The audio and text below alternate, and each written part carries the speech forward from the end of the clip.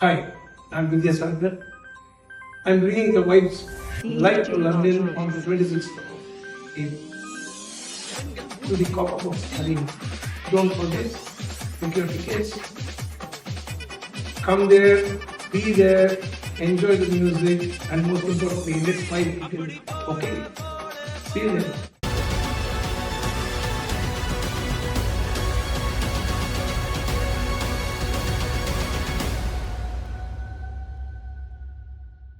மிகவும் கடுமையான இரட்டை நிமோனியாவுக்கு எதிரான 5 வார போராட்டத்தில் இருந்து தப்பிய பாப்பரசர் பிரான்சிஸ் நேற்றைய தினம் மருத்துவமனையில் இருந்து வத்திக்கானுக்கு திரும்பியுள்ளதாக அந்நாட்டு ஊடகங்கள் தகவல் தெரிவித்துள்ளன.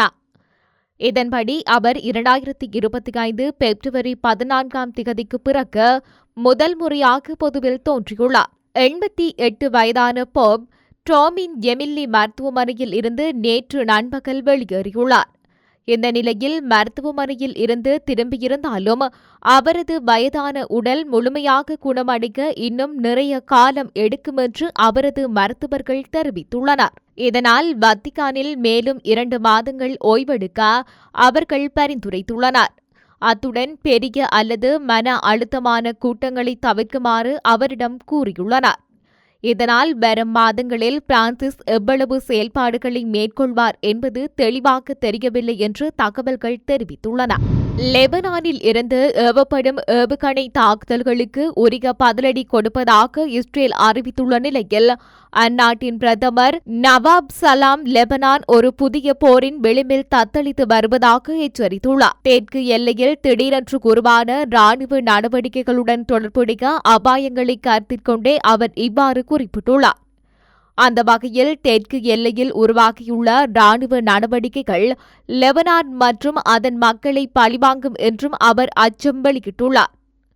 இஸ்ரேலிய ராணுவ தலைவர் இயால் ஜமீரின் அறிக்கையொன்றில் இடைமறிக்கப்பட்ட ஏவுகணைகளுக்கு ராணுவம் கடுமையாக பதிலடி கொடுக்கும் என்று உறுதி அளித்ததை அடுத்தே இந்த எச்சரிக்கை விடுக்கப்பட்டுள்ளது. மேலும் ஒப்பந்தத்தை நிலைநிறுத்தும் பொறுப்பு லெபனானுக்கு உண்டு என்று ஜமீர் வலியுறுத்தியுள்ளார். ஆனால் இன்னொரு போருக்கு லெபனான் தயார் இல்லை என்றே பிரதமர் நவாப் சலாம் குறிப்பிட்டுள்ளார். போர் மற்றும் அமைதி விடயங்களில் லெபனான் முடிவெடுக்கின்றது என்பதை காட்ட அனைத்து பாதுகாப்பு மற்றும் ராணுவ நடவடிக்கைகளும் எடுக்கப்பட வேண்டும் என்றும் அவர் வலியுறுத்தியுள்ளார். தற்போதைய பதற்றங்கள் இஸ்ரேலுக்கும் ஹெஸ்பொல்லாவிற்கும் இடையிலான 1 வருட கால மோதலுக்கு முற்றுப்புள்ளி வைத்த போர் நிறுத்தத்தை முறியடிக்க வாய்ப்புள்ளதாகவே அச்சம் எழுந்துள்ளது. இந்த வலுவற்ற போர் நிறுத்த ஒப்பந்தம் அண்மைய ஏவுகணை தாக்குதல்களின் அதிகரிப்பினால் சிக்கலை எதிர்கொள்கின்றது. அரபு நாடுகளையும் சர்வதேசத்தையும் பெரும் அதிர்ச்சிக்கு உள்ளாக்கியுள்ள கமாஸை இலக்கு வைத்த இஸ்ரேலின் தாக்குதல் நகர்வானது காசா மக்களின் பலி எண்ணிக்கையை பல மடங்காக அதிகரித்துள்ளது. இந்த நிலையில் கடந்த 2023 அக்டோபர் முதல் இஸ்ரேல் நடத்தி வந்த தாக்குதலில் பலியான பாலஸ்தீனர்களின் எண்ணிக்கை 50,000 கடந்ததாக காசா சுகாதார அமைச்சகம் அறிவித்துள்ளது.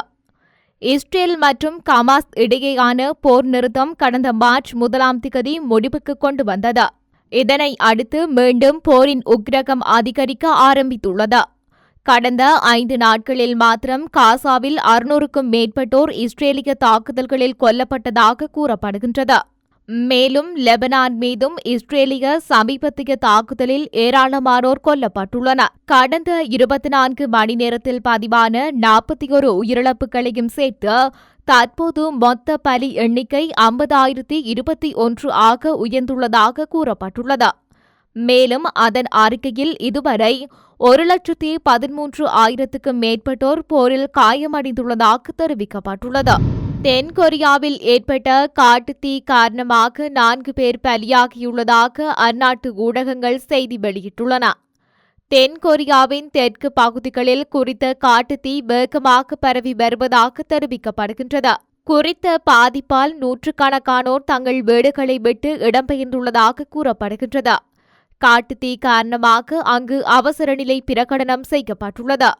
கடந்த வெள்ளிக்கிழமை சான்சியோங் கவுண்டியில் தொடங்கிய காட்டுத்தீ தற்போது மற்ற பகுதிகளுக்கும் பரவியுள்ளது. சனிக்கிழமை இரவு நிலவரப்படி சான்சியோங் தீ 25% கட்டுப்படுத்தப்பட்டது. சுமார் 847 ஹெக்டேர் நிலம் எரிந்து நாசமானது. சான்சியோங்கிலிருந்து 260க்கும் மேற்பட்டோர் வெளியேற்றப்பட்டுள்ளனர். அதே நேரத்தில் உல்சான் மற்றும் கியோங்சாங் மாகாணத்தில் காட்டுத்தீயில் இருந்து தப்பி சுமார் 620 பேர் முகாம்களில் தஞ்சமடைந்துள்ளனர். சுனிதா வில்லியம்ஸுக்கு தனது சொந்த பணத்தை கொடுப்பேன் என்று அமெரிக்க ஜனாதிபதி டொனால்ட் ட்ரம்ப் தெரிவித்துள்ளார். சர்வதேச விண்வெளி நிலையத்தில் 9 மாதங்களுக்கும் மேலாக சிக்கி தவித்து வந்த சுனிதா வில்லியம்ஸ் நேற்று புட்ச் வில்மோர் ஆகிய 2 பேரும் நீண்ட போராட்டத்துக்கு பிறகு கடந்த 19ஆம் தேதி வெற்றிகரமாக பூமிக்கு திரும்பினர். வெறும் 8 நாள் பயணமாக சென்றவர்கள் விண்கலம் செயலிழந்ததால் 286 நாட்கள் அங்கேயே இருந்தனர். அதாவது திட்டமிட்டதை விட கூடுதலாக 278 நாட்கள் அவர்கள் விண்வெளியில் இருந்தனர். இந்த நிலையில் வெள்ளை மாளிகையில் நேற்று பத்திரிகையாளர்களை சந்தித்த ஜனாதிபதி டொனால்ட் ட்ரம்ப் சுனிதா வில்லியம்ஸ் மற்றும் புட்ச் வில்மோர் விண்வெளியில் கூடுதல் காலம் தங்கியிருந்ததற்காக அவர்களுக்கு வழங்கப்படும் சம்பளம் குறித்து நிருபர்கள் கேள்வி எழுப்பியுள்ளார். இதற்கு பதிலளித்த டொனால்ட் ட்ரம்ப் இதை யாரும் என்னிடம் குறிப்பிடவில்லை, தேவைப்பட்டால் நான் அதை எனது சொந்த பணத்தில் இருந்து கொடுப்பேன் என கூறியுள்ளார். மேலும் அவர் சுனிதா வில்லியம்ஸ் மற்றும் புட்ச் வில்மோரை பத்திரமாக பூமிக்கு அழைத்து வருவதற்காக ஸ்பேஸ் எக்ஸ் நிறுவனர் எலான் மஸ்குக்கு நன்றி தெரிவித்துள்ளார். இதனிடையே விண்வெளியில் கூடுதல் காலம் இருந்ததற்காக சுனிதா வில்லியம்ஸ் மற்றும் புட்ச் வில்மோர் ஆகியோருக்கு நாள் ஒன்றுக்கு $5 சிறப்பு சம்பளமாக வழங்கப்படும் என கூறப்படுகின்றது. அதாவது அவர்களின் ஆண்டு வருமானமாக $1,52,258 கூடுதலாக $1,430 வழங்கப்படும் என தகவல்கள் தெரிவிக்கின்றன. சோமாலியாவின் மொகடிசி அருகே நடந்த விமான விபத்தில் கென்யாவில் பதிவு செய்யப்பட்ட குறித்த சரக்கு விமானத்தில் இருந்த 5 பேர் உயிரிழந்தனர். சரக்கு விமானம் லோயர் ஹீபா பகுதியில் உள்ள டோஃப்லி நகரத்திலிருந்து ஆப்பிரிக்க யூனியன் படைகளுக்கு பொருட்களை விநியோகித்துவிட்டு திரும்பிக் கொண்டிருந்த போது மார்ச் 22 சனிக்கிழமை உள்ளூர் நேரப்படி மாலை 5:43 மணியளவில் விபத்துக்கு உள்ளானதாக முதற்கட்ட தகவல்கள் தெரிவிக்கின்றன. இன்று ஞாயிற்றுக்கிழமை வெளியிடப்பட்ட ஒரு அறிக்கையில் மெகஸ்டிசியில் இருந்து தென்மேற்கே சுமார் 24 கிலோமீட்டர் தொலைவில் விமான விபத்து நிகழ்ந்துள்ளதாக சோமாலிய சிவில் விமான போக்குவரத்து ஆணையகம் உறுதிப்படுத்தியுள்ளது. விமானத்தில் 5 பேர் இருந்தனர். அவர்கள் அனைவரும் துயரகரமாக உயிரிழந்தனர். விமானம் தோப்லியிலிருந்து புறப்பட்டு ஏடன் அப்துல்லே சர்வதேச விமான நிலையத்திற்கு செல்லும் வழியில் இந்த சம்பவம் நிகழ்ந்துள்ளது என்று அந்த அறிக்கையில் கூறப்பட்டுள்ளது. ஆரம்ப அறிக்கைகளின்படி விமானத்தில் 4 கென்ய நாட்டவர்கள் இருந்ததாக தெரிவிக்கப்படுகின்றது. சரக்கு விமானம் தோப்லியில் இருந்தபோது சனிக்கிழமை இயந்திர கோளாறுகளை சந்தித்ததாக கூறப்படுகின்றது. ஆனால் சோமாலிலாந்து தரநிலையின்படி அது சரி செய்யப்பட்டதாக அறிக்கைகள் மேலும் தெரிவித்தன. விபத்து பற்றிய கூடுதல் தகவல்கள் கிடைத்தவுடன் வழங்குவதாகவும் விபத்துக்கான காரணத்தை கண்டறிய அரசாங்கத்துடன் இணைந்து முழுமையான விசாரணைகளை நடத்துவதாக உறுதியளித்ததாகவும் சோமாலிய சிவில் விமான போக்குவரத்து ஆணையம் தெரிவித்துள்ளது.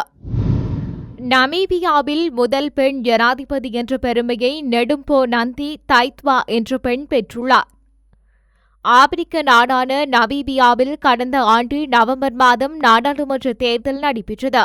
இதில் தென்மேற்கு ஆப்பிரிக்க மக்கள் அமைப்பு சார்பில் போட்டியிட்ட நெடும்போ நந்தி தைத்வா 58% வாக்குகள் பெற்று ஜனாதிபதியாக தேர்வு செய்யப்பட்டார். அவரை எதிர்த்து போட்டியிட்ட மாற்றத்துக்கான சுதந்திர தேசபக்தர்கள் கட்சி 26% வாக்குகளை மட்டுமே பெற்றனர்.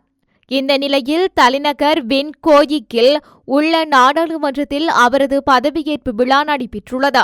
இதன்போது முன்னாள் ஜனாதிபதி நங்கோலா பும்பா அதிகாரத்தை அவரிடம் ஒப்படைத்தார். இந்த நிகழ்ச்சியில் தான்சானியா ஜனாதிபதி சாமியா சுலுகி காசன் உள்ளிட்ட பல நாடுகளின் தலைவர்கள் கலந்து கொண்டுள்ளனர். இதன் மூலம் நாட்டின் முதல் பெண் ஜனாதிபதி மற்றும் ஆப்பிரிக்காவின் 2வது பெண் ஜனாதிபதி என்ற பெருமையை நெடும்போ பெற்றுள்ளமை குறிப்பிடத்தக்கது.